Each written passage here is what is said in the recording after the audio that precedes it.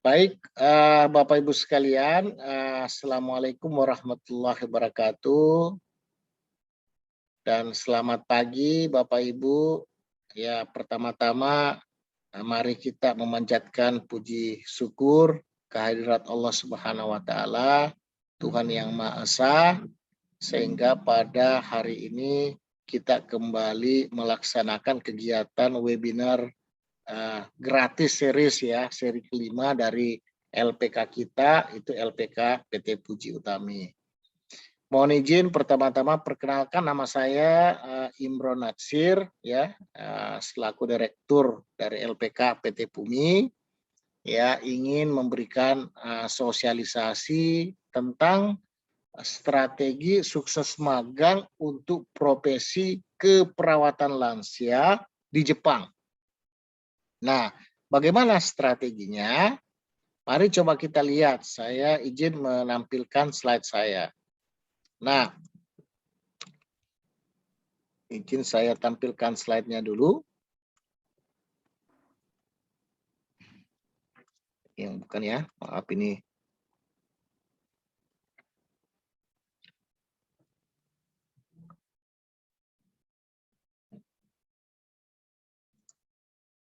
Apakah slide saya sudah terlihat, Pak? Belum ya? Belum, Pak.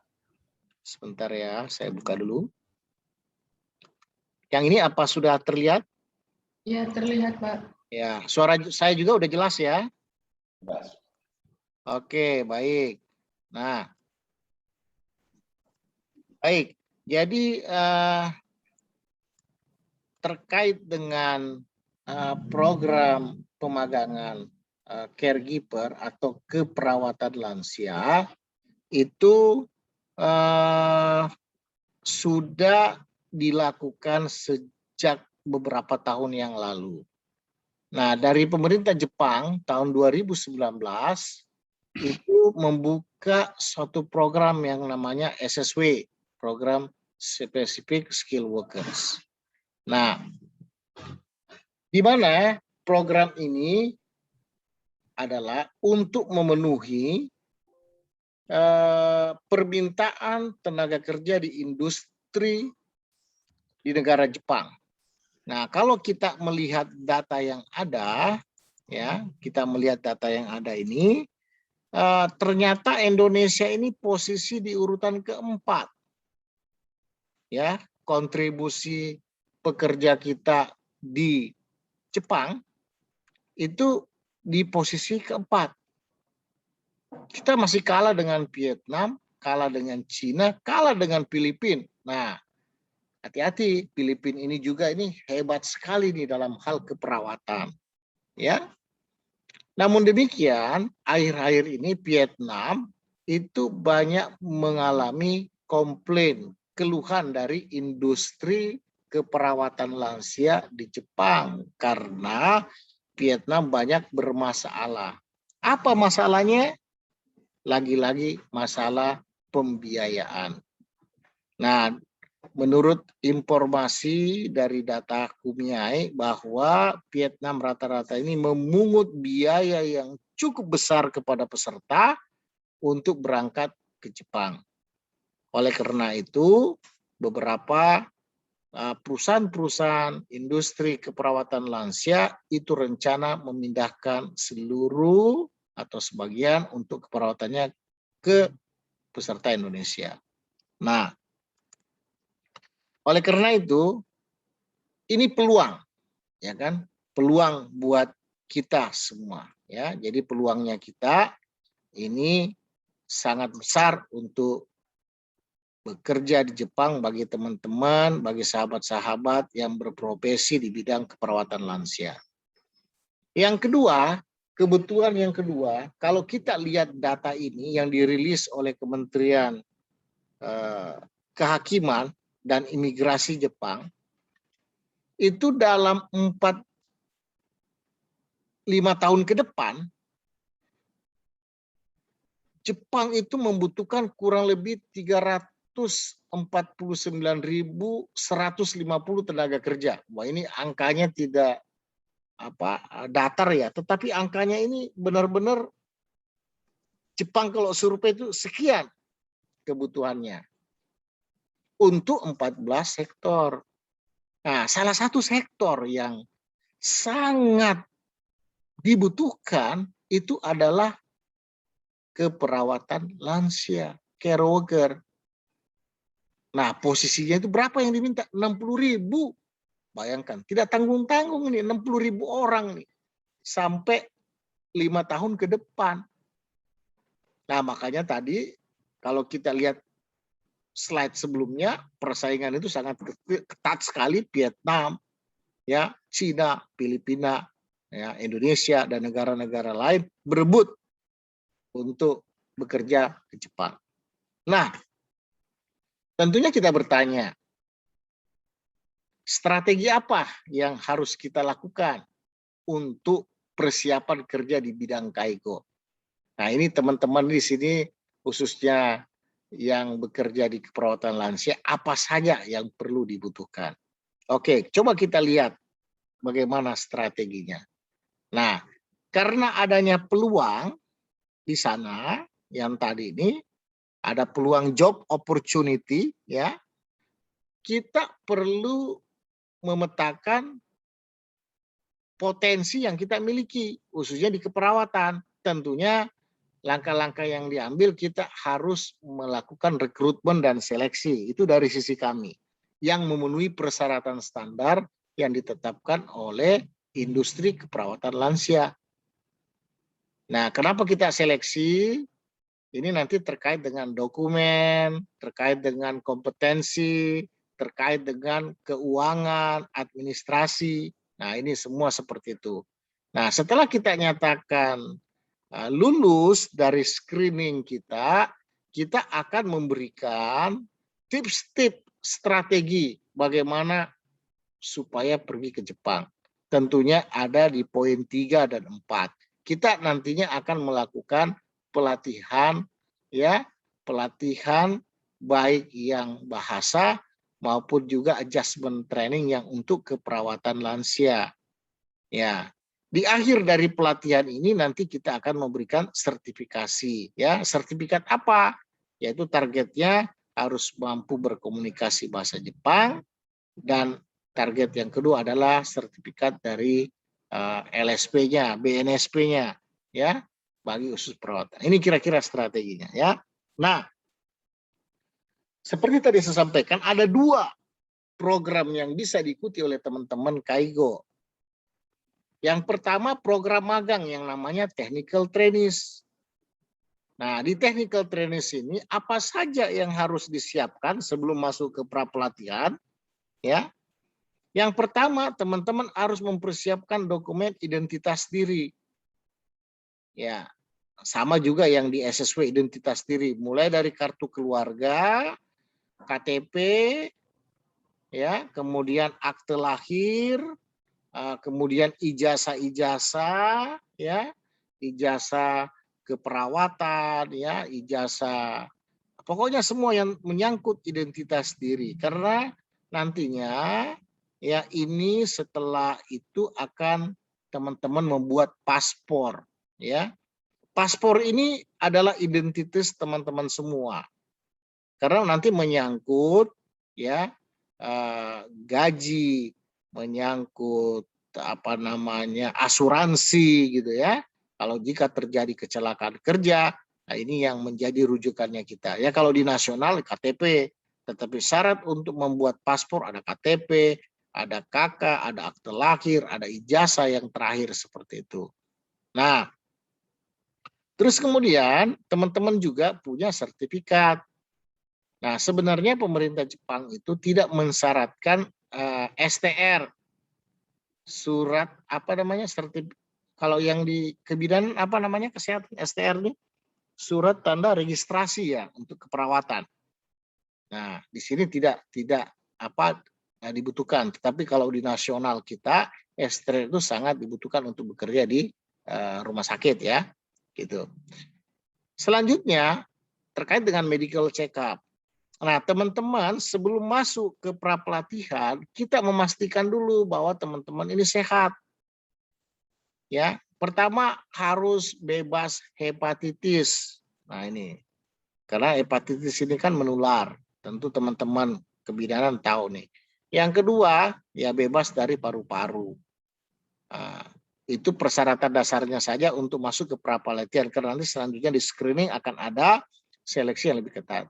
Kemudian, nah, bagi teman-teman yang memiliki sertifikat bahasa Jepang N4 itu tidak perlu lagi prapelatihan, hanya adjustment saja dari kita, adjustment training ya. Tapi kalau yang belum, nah itu harus wajib memiliki sertifikat bahasa Jepang. Nah, menyangkut umur, nah umur kalau yang fresh graduate ini bolehlah 25 tahun. Tetapi sebenarnya tidak ada batasan umur buat untuk SSW, pekerja keterampilan khusus, bisa sampai 38 tahun. Tapi kalau untuk magang biasanya 25 tahun. Nah, kalau di magang ini tentunya ada biaya investasi. Nanti akan kita jelaskan nih berapa biaya investasi. Investasinya kalau di kita itu tidak terlalu mahal karena di sini akan ada pra pelatihan 3 bulan di sini ya. Oke. Sampai di sini kira-kira ada yang mau ditanyakan terkait dengan strategi persiapan baik program magang maupun SSW. Seperti itu ya. Nah, di sini alurnya seperti ini, ada pra pelatihan, outputnya punya N4, nanti akan diinterview dan diseleksi oleh kumiai, oleh orang Jepang, lalu proses dokumen, lalu berangkat. Nah, di sini prosedur yang lebih clear ya.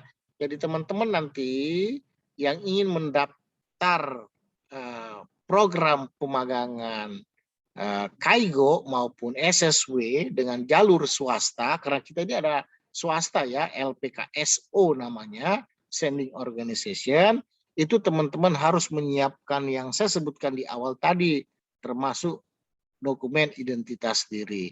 Nah, setelah kita seleksi masuk pendidikan bahasa Jepang. Praseleksinya itu kita 3 bulan. Nanti tentunya teman-teman semua yang ikut Kaigo di sini, kita tidak langsung masuk ke training center kita. Kita mencoba membuat kelas online secara blended. Blended artinya begini, teman-teman nanti kita akan pandu belajar tatap maya seperti ini. Kita punya platformnya sudah umum yaitu Google Classroom. Kita buat sedemikian rupa. Nanti setelah 3 bulan itu baru kita melakukan asesmen tatap muka ya untuk target kita punya N4 seperti itu. Nah, dalam proses pembelajaran ini boleh jadi ya ada kumiai atau koperasi keperawatan atau industri kesehatan di Jepang meminta untuk wawancara meski belum N4. Tetapi syarat untuk ke Jepang harus ada N4-nya. Nah, pada saat wawancara di sini teman-teman harus punya strategi bagaimana strateginya itu bisa menjawab pertanyaan-pertanyaan dalam bahasa Jepang. Nah, dan saya yakin dengan 3 bulan ya, dengan semangat yang membara ya, pokoknya jangan kasih kendor, latihan-latihan, renshu dalam bahasa Jepang, pada saat wawancara tipsnya itu bisa lulus. Terus pertanyaan, Pak, bagaimana kalau tidak lulus? Boleh kita kasih kesempatan lagi. Kesempatannya teman-teman yang masih bekerja juga paralel boleh sambil bekerja, boleh sambil berlatih untuk bahasa Jepang karena sekarang kan fasilitas ini sangat mudah ya, berbagai cara untuk kita sukses. Nah, kalau saya dulu itu sangat sulit ya, belum ada online, kita harus beli buku. Nah, sekarang sangat mudah, kita mau belajar bahasa Jepang juga bisa dengan YouTube ya. Dengan belajar orang yang sudah pinter, pengalaman-pengalaman dari sensei, atau dari teman-teman yang pulang dari Jepang. Nah, nanti coba akan kita undang ya teman-teman yang pulang itu bisa bertestimoni nanti gitu. Sehingga teman-teman, Pak ikut lagi, bagaimana kalau tidak ikut lagi, sampai teman-teman merasa itu sudah buang handuk, sampai tidak bisa mau berangkat lagi ke Jepang. Pak, saya udah capek, Pak. Nah, berarti nanti kita buat strategi. Nah, setelah lulus di sini, baru kita medical check up secara komplit. Kalau sudah fit, tinggal pemantapan bahasa sambil menunggu dokumen yang namanya COE, Certificate of Eligibility, untuk mengurus visa. Ya, barulah terbang ke Jepang. Nah, ini untuk program pemagangan. Nah, bedanya dengan program specific skill workers, beda, hanya beda skema, tetapi tetap punya N4 juga, ya, lulus hampir sama, ya, seperti itu. Ya, yang satu training, yang satu sudah dinyatakan bisa bekerja. Nah, lanjut. Dalam proses trainingnya nanti ini, teman-teman masuk training center kita. Nah, training center kita setelah blended, artinya setelah online training bahasa Jepang, teman-teman nanti bisa secara langsung mengikuti program kita tatap muka dengan sensei, ya, memandu bahasa Jepangnya seperti apa, strateginya seperti apa. Nah, ini seperti inilah kira-kira industri kita. Nah, apa yang ditrainingkan? Yang ditrainingkan itu coba akan kita review. Nah, mungkin teman-teman di keperawatan Kaigo ini sudah pernah melihat standar ini. Nah, standar ini masih standar nasional, ya, kesepakatan industri terkait dengan programnya Kaigo. Jadi ini namanya SKKNI, Standar Kompetensi Kerja Nasional Indonesia, sektor jasa perdagangan yang melayani rumah tangga, subsektor tata laksana rumah tangga, bidang penjagaan dan pemeliharaan, subbidang pelayanan lansia atau disingkat caregiver, care worker, ya.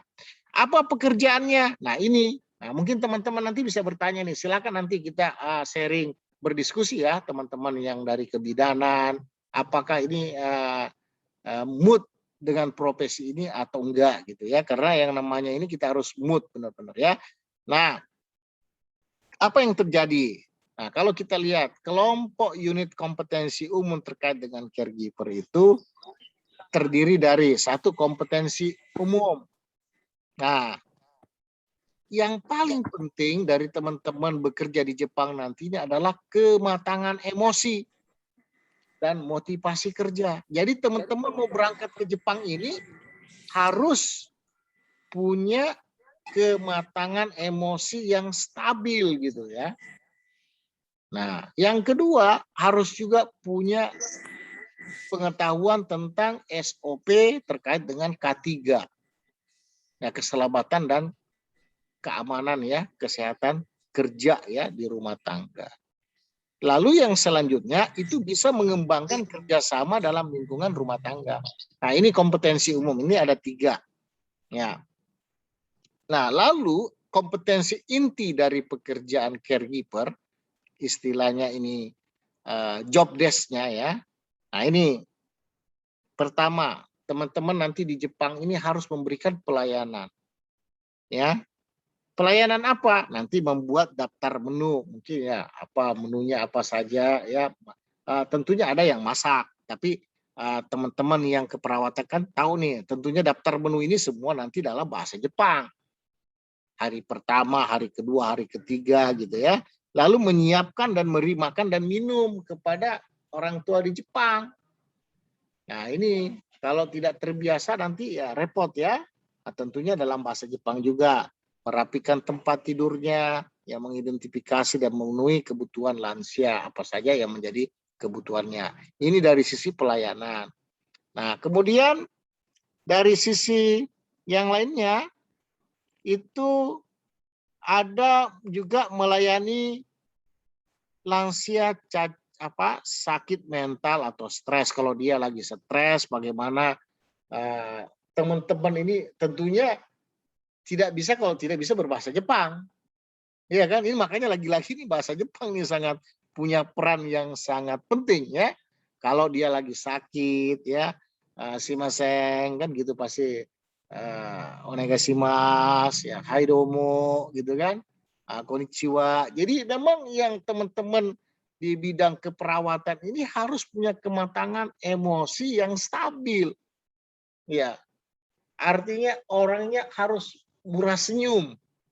Ya kan? Nah, jadi namanya pelayanan ya, teman-teman yang kerja di kebidanan tentunya ya sering ngalamin ini ya, bagaimana memberikan layanan kepada pasien ya, apalagi pasiennya kalau sudah lansia. Nah, bagaimana menemani ya kan, ngobrol-ngobrol gitu kan. Nah, itu dari sisi layanan. Kemudian dari sisi penjagaan, pemeliharaan. Nah, ini yang paling penting. Nah, bagaimana memelihara kebersihan. Nah, Jepang ini sangat menginikan yang namanya 5S gitu kan.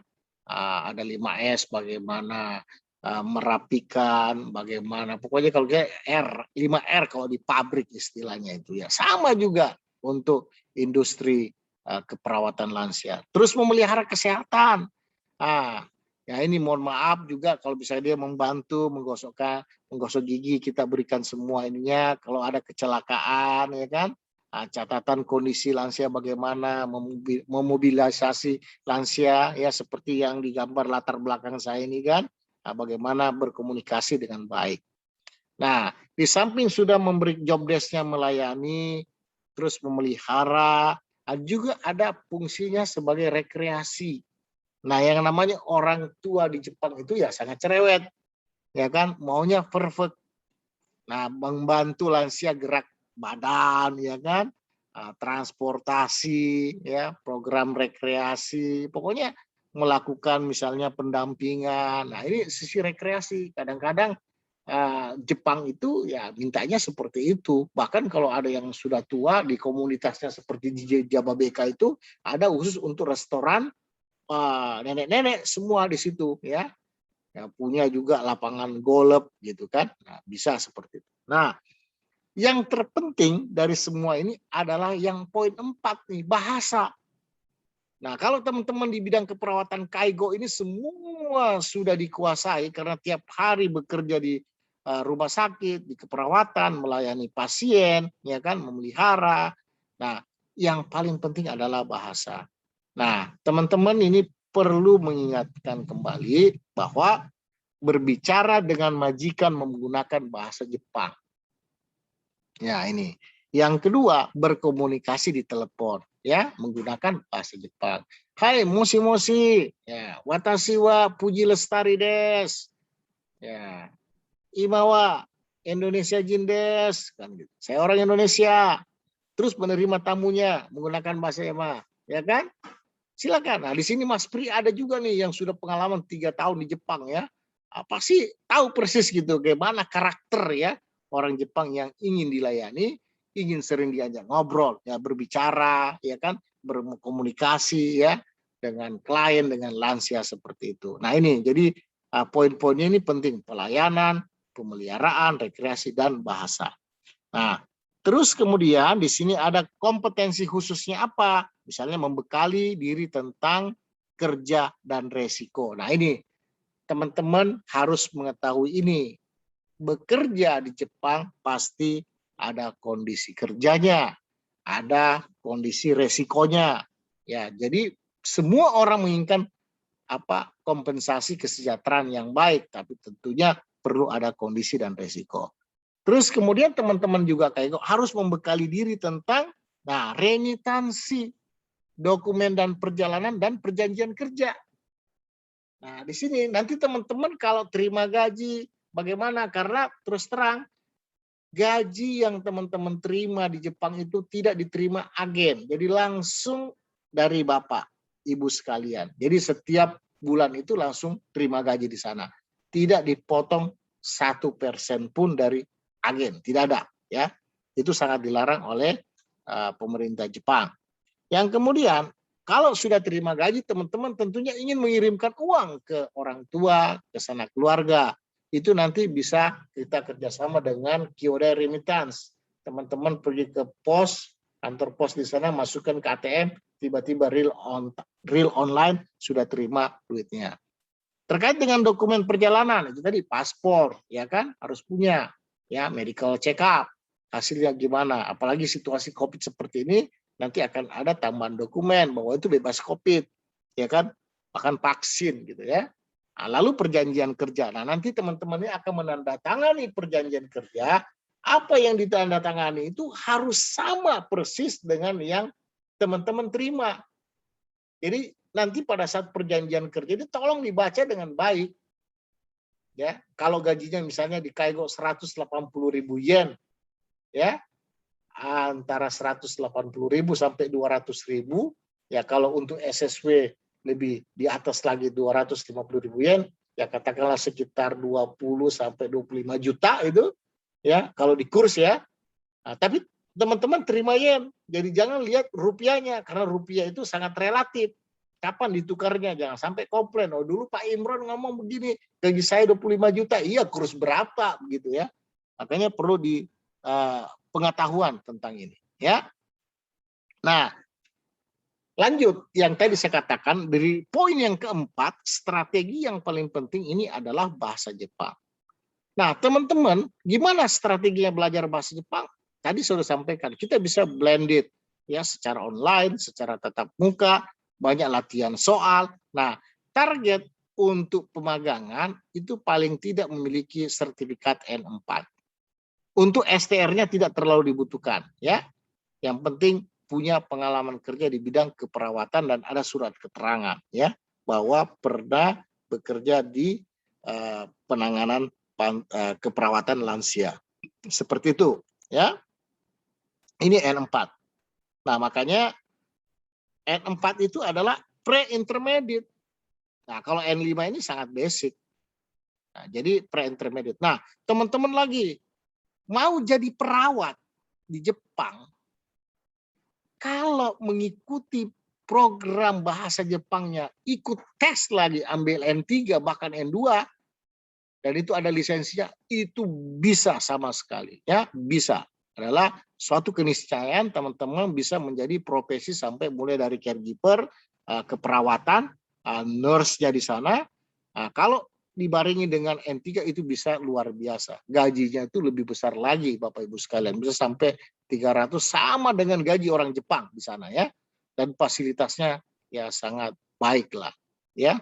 Oleh karena itu sekali lagi saya sangat mengharapkan teman-teman fokus ke sini. Jadi nanti ini kita punya buku tersendiri untuk basic Japanese. Nanti kita akan upload semua di Google Classroom. Ya, ditambah dengan Minano Nihongo, ditambah dengan latihan soal, bagaimana kita bisa lolos dari N4 ini. Ya, pengalaman kami waktu memberikan pelatihan bahasa Jepang, rata-rata banyak yang bisa lulus N4 gitu ya. Ya, kecuali yang benar-benar tidak tekun ya. Bisa dilakukan bekerja sambil belajar. Nah, saya tahu bahwa teman-teman di Kaigo banyak sekali di sini ya yang bekerja. Selanjutnya, nah ini contoh salah satu teman-teman saya katakan tadi untuk sertifikat STR tidak diwajibkan pemerintah Jepang. Ya, paling tidak ada bukti bahwa teman-teman pernah bekerja di keperawatan lansia atau di rumah sakit kebidanan merawat melayani orang tua misalnya seperti itu. Nah, nanti kita lakukan uji kompetensi dari LSP-nya Kaigo. Nah, itu ya. Ini sebagai bukti persyaratan untuk eligibility. Nah, lalu nanti yang bagi SSW ikut programnya pembelajaran bahasa Jepang itu namanya Prometric. Ya kan? Nah, dari Prometric itu lulus. Nah, ada dua. Jadi Prometric untuk SSW Kaigo, yang satu untuk bahasa Jepangnya. Seperti itu ya. Nah, lalu setelah itu teman-teman punya ya silakan teman-teman bisa meregistrasi. Nanti teman-teman bisa registrasi untuk pembelajaran online-nya 3 bulan ke depan ini seperti apa. Nanti teman-teman bisa menghubungi Bu Triana, Mas Pri, atau saya juga boleh langsung.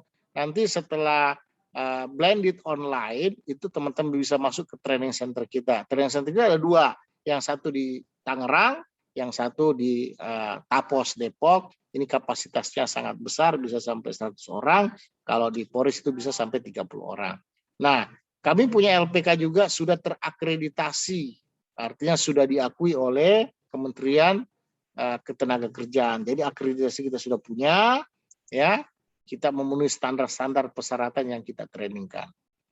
Oke, demikian dari saya, Mas Pri, Mbak Triana, silakan kalau ada yang mau ditanyakan dari isi slide saya terkait strategi ya bagaimana caranya untuk pergi ke Jepang ya. Strategi apa tadi? Saya sudah jelaskan semua. Ada 2 program, teman-teman bisa mengikuti program magang, yang kedua bisa mengikuti program caregiver. Demikian dari saya, Mbak Triana, Mas Pri, saya serahkan kembali ke moderatornya. Silakan Mbak Triana untuk dipandu lebih lanjut kepada teman-teman semua. Silakan. Kalau ada yang mau ditanyakan, silakan ya. Terima kasih atas penjelasannya kepada Pak Imron. Selanjutnya untuk peserta bisa menanyakan, bisa di room chat atau di WA group kalau ada yang mau ditanyakan. Silakan ya, kalau ada yang mau ditanyakan kita bisa berinteraksi ya kapan saja ya, silakan.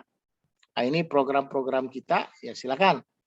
Di sini ada Mbak Sartika, Mbak Lisa, ya, Pak Hendra Hermawan, Mbak Seruni Ajeng. Silakan.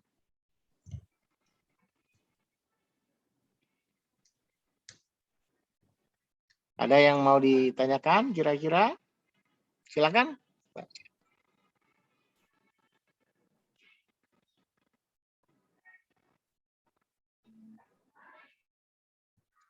Mbak, oh iya, kalau ini kan teman-teman pada kerja semua ya Mbak Triana, boleh ditanyakan melalui kolom chat, nggak apa-apa Pak, ya gitu ya, Bapak Ibu, silakan.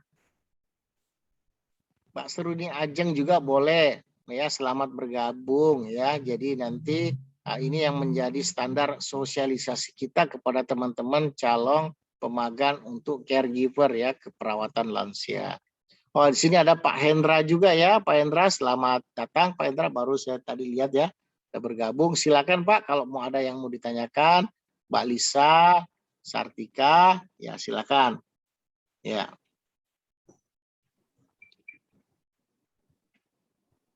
Nah, kalau misalnya tidak ada yang mau bertanya, saya coba mau tes nih, ya kan?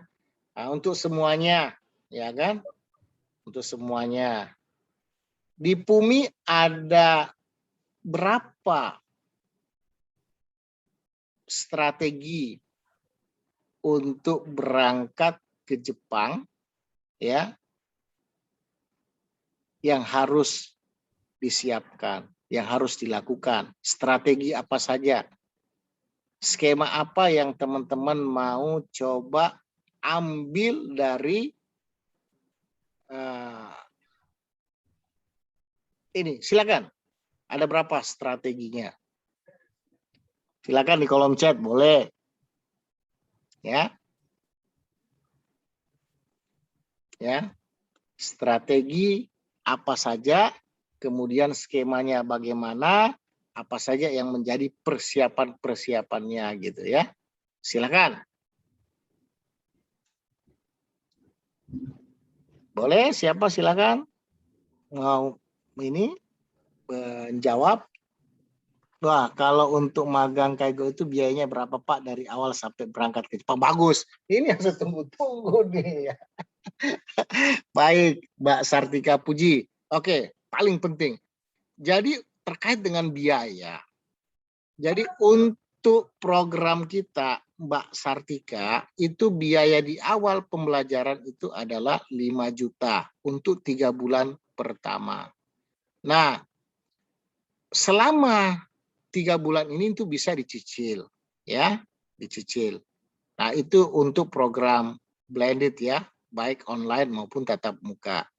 Nah, setelah di bulan keempat dan keenam, setelah dinyatakan lulus, oh izin saya coba buka slide saya lagi, ya, supaya yang tadi di mana prosesnya itu. Nah, ini sudah lihat ya, aduh kok bisa gini? Bentar ya.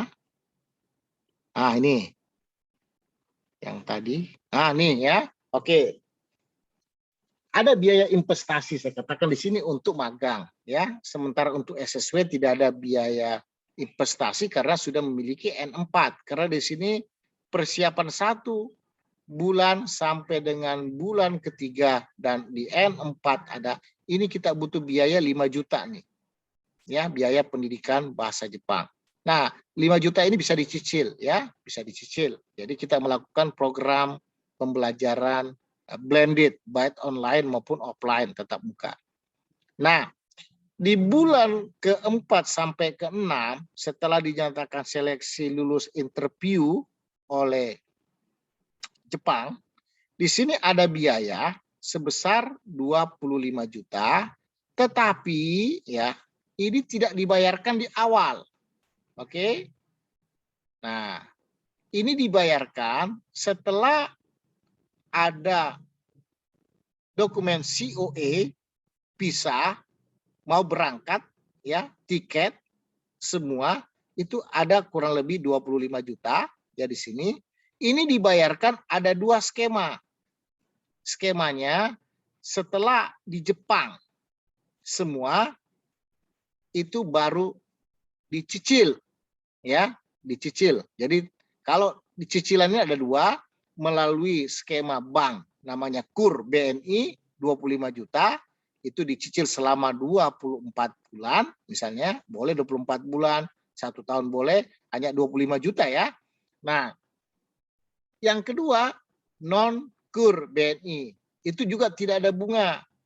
Ya, itu biasanya dari kami yang membiayai ya 25. Nanti setelah bekerja di Jepang di bulan kedua barulah membayar cicilannya 25 juta ini ya. Kalau di kita tenornya 3 bulan, kalau di BNI itu bisa sampai 12-24 bulan. Jadi investasi yang di pertama itu hanya 5 juta sampai bisa mendapatkan N4. Nah, itu kira-kira biayanya seperti itu ya, Mbak. Bagus sekali pertanyaannya. Itu yang sering terjadi. Nah, Pak, bagaimana kalau sudah pendidikan saya bahasa Jepang 3 bulan, udah bayar nih 5 juta nih, kan dicicilnya sampai ini.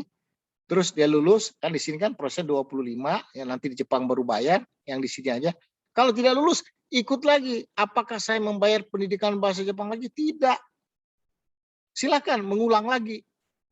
Nah, tapi untuk pendaftaran untuk N4, ya tetap Anda bayar. Karena nanti itu N4 itu ya hanya 300. Berapa sekarang ya, Sensei Mas Pri ya? Mbak Triana, 300-400 ya kalau nggak salah ya untuk ikut prometrik gitu ya, untuk JLPT gitu. Nah, seperti itu kira-kira. Kurang lebih 300, Pak. Ya, itu transparan kok. Jadi seperti itu ya. Jadi itulah kira-kira biaya kita ya, Mbak siapa tadi yang sudah bertanya ya. Untuk magang jadi biaya berapa sampai akhir ya, saya perkirakan itu kalau total semua ya sekitar 30 juta, ya kan? Nah, tetapi hanya 5 juta di awal, yang 25 juta nanti setelah bekerja. Jadi kita tidak, teman-teman tidak terlalu berat bebannya seperti itu. Kira-kira bisa menjawab ya Mbak Sartika Puji Lestari? Ya, terima kasih ya sudah. Silakan yang lain kalau ada konsep, ada yang mau ditambahkan, Mas Pri juga boleh, Mbak Triana juga boleh, silakan ya terkait pembiayaan ini. Jelas kira-kira ya Mbak Sartika, apa sudah jelas ya?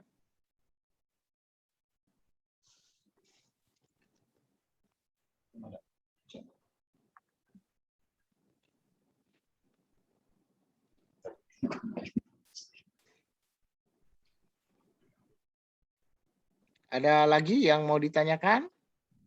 Ya, tadi pertanyaan yang cukup bagus nih dari Sartika ya, Puji Lestari. Jadi memang kita hanya membutuhkan biaya di awal 5 juta itu untuk pendidikan ya. Lalu ya tadi bagus, saya lupa. Pak, bagaimana kalau dengan pertanyaannya untuk identitas diri seperti paspor ya? Paspor ya memang dari teman-teman semua. Nah, kalau paspor untuk online itu tidak mahal. Ya paling tidak 500-600 ribu. Ya kan? Nah, bagi yang belum punya paspor. Untuk medical check up itu bisa sampai 700 ribu. Itu saja. Itu untuk identitas diri. Yang lain tidak ada seperti itu kira-kira. Ya. Jadi teman-teman bisa nabung untuk investasi di awal pembelajaran ini. Nah, kalau itu yang 5 juta memang benar-benar oh ya yang 5 juta itu sudah termasuk kita kasih pendaftaran untuk N4-nya gitu ya. Gitu. Ya. Oke, terima kasih sudah Pak, sudah jelas dari Mbak Sartika Puji Lestari sudah jelas ya untuk silakan yang lain. Oke, Lisa Anjani, apakah ada yang mau ditanyakan? Pak Seruni, boleh teman-teman juga yang lain boleh tanya, Mas Pri atau Pak ini, silakan. Mungkin ini Pak, dari awal proses pembelajaran sampai berangkat, kira-kira butuh waktu berapa lama Pak? Ya, oke. Untuk butuh waktu lama, kalau dalam kondisi normal, paling cepat 6 bulan. Kalau kondisi normal ya. Nah, tetapi kondisinya yang tidak normal, misalnya yang COVID, ya itu boleh jadi antara 6 sampai 12 bulan. Gitu ya. Nah, kalau dengan catatan sudah punya persyaratan tadi N4, ya kan? Sudah punya kelengkapan dokumen, sudah tanda tangan kontrak, semua seperti itu. Ya, karena nanti akan di-feedback, dikirimkan kontrak kerja kembali ke sana untuk permohonan sertifikat of eligibility-nya. Gitu ya Mbak Triana. Jadi nanti kalau ada pertanyaan dari peserta itu seperti itu yang akan kita jawabkan. Ya, paling cepat ya dalam situasi normal 6 bulan. Karena eligibility aja itu butuh waktu ya antara 2 sampai 3 bulan. Kecuali teman-teman tidak mengikuti proses pra-pelatihan. Misalnya nih, teman yang lain sudah punya N4 di tempat lain. Yang kemarin Kumagai Sang itu kan ada tuh. Itu cepat itu bisa tunggu. Paling cepat 3 bulan itu kalau sudah punya N4. Kan prosesnya eligibility. Jadi tidak perlu ikut program pelatihan bahasa Jepang. Hanya adjustment training. Tapi karena kalau COVID ya sampai sekarang kan Jepang belum buka, ya kan? Nah, namun kita tidak bisa menunggu, ya. Tetapi kita harus standby setiap saat. Jadi kita tetap harus mempersiapkan teman-teman semua. Nah, seperti contoh kasus kemarin Chibake Maki.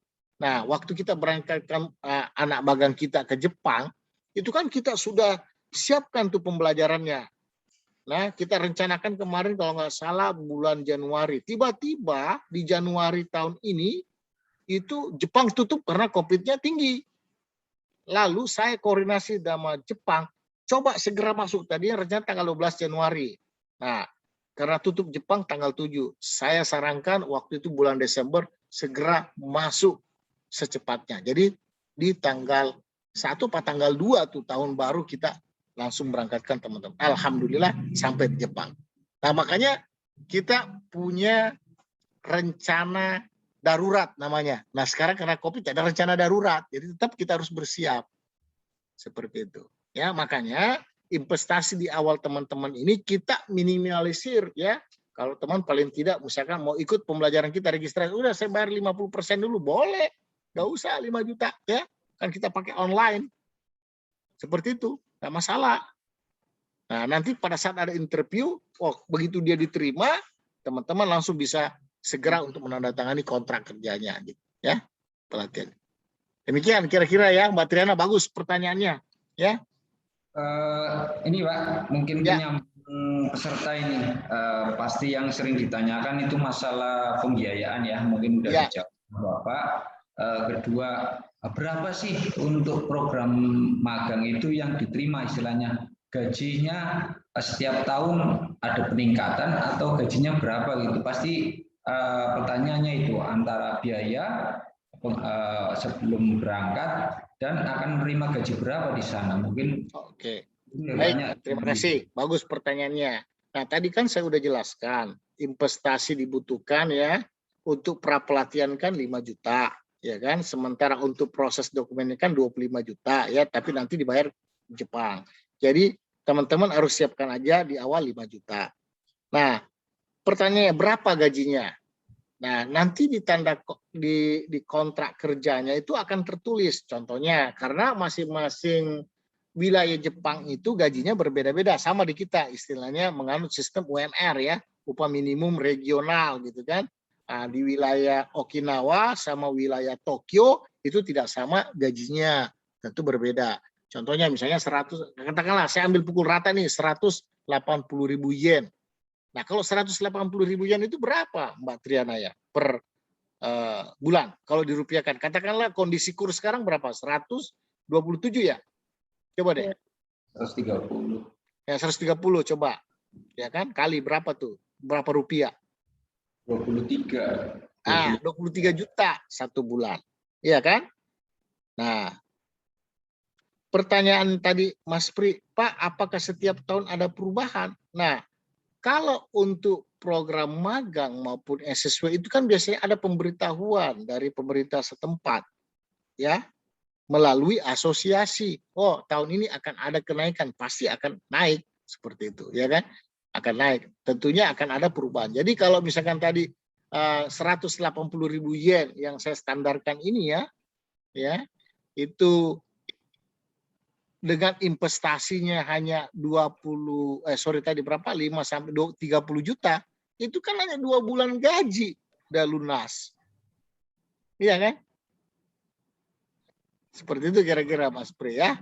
Sementara kontraknya itu 3 tahun, misalnya untuk magang 3 tahun. Kalau dia mau perpanjang lagi menjadi SSW, tambah setahun, 2 tahun, bahkan bisa sampai 5 tahun, itu boleh.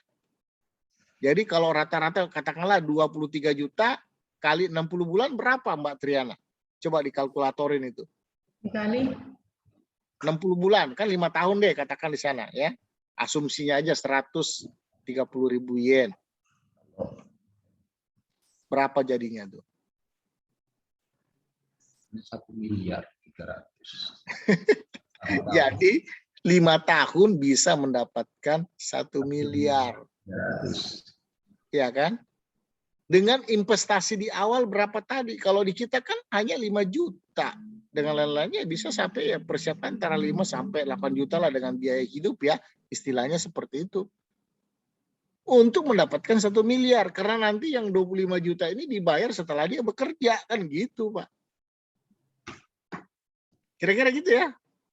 Mas Pri, jawabannya. Itu dalam kondisi 180 ya. Karena masing-masing UMR-nya kan beda. Nah, setiap tahun pasti akan ada perubahan. Apalagi kalau dia ikut SSW.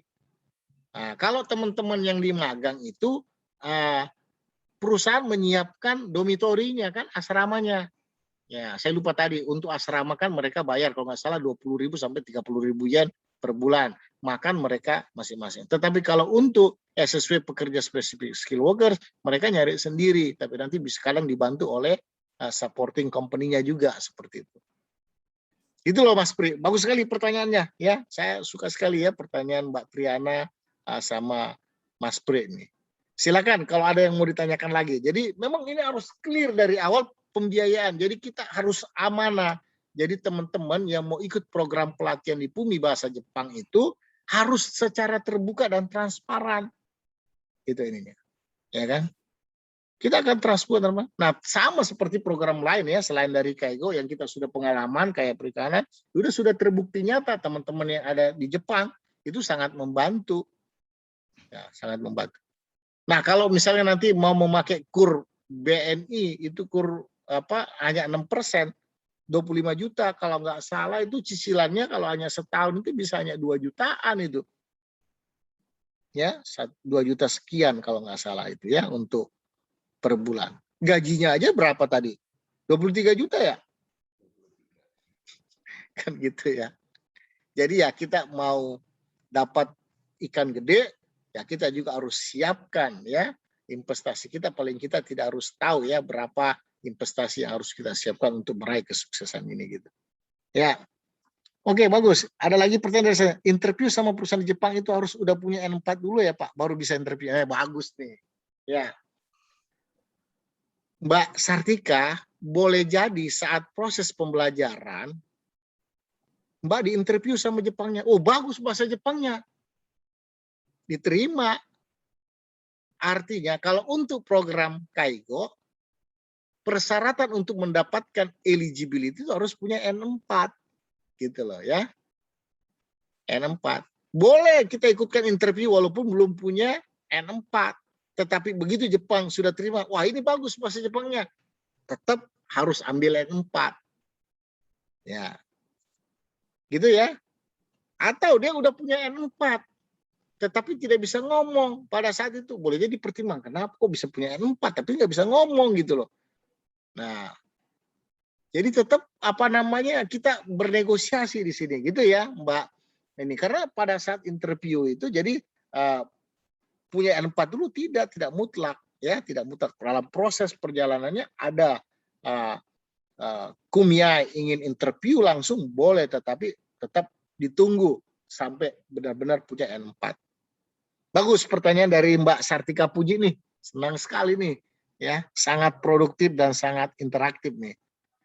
Gitu ya Mas Pri, ini kita explore nih pertanyaan-pertanyaannya. Silakan yang lain kalau mau tanya. Si Ajeng juga boleh ya. Mbak Lisa boleh, siapapun boleh gitu ya. Silakan kita interaktif ya, berdiskusi. Ini kan kita akan coba share lagi ke teman-teman yang nggak sempat hadir hari ini. Nanti kita akan buka ruangan room untuk terus berdialog, berinteraksi, mencari strategi-strategi bagaimana tips-tips untuk bisa ke Jepang ya.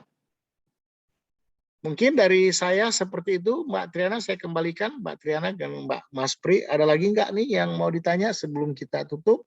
Ya, bagaimana Mbak Sartika? Apa sudah jelas ya? Sebentar. Saya kolom chat dulu. Apa sudah bisa terjawab? Mohon maaf memang karena kondisinya lagi pada saat sedang kerja ya semua, jadi kita memaklumi. Nanti mudah-mudahan webinar series ini kita akan coba review, kaji ulang nanti di hari weekend ya, yang holiday ya, dan juga kita mendatangkan langsung narasumbernya dari Jepang begitu. Demikian dari saya Mbak Triana ya, Mas Pri. Kalau nggak ada lagi silakan.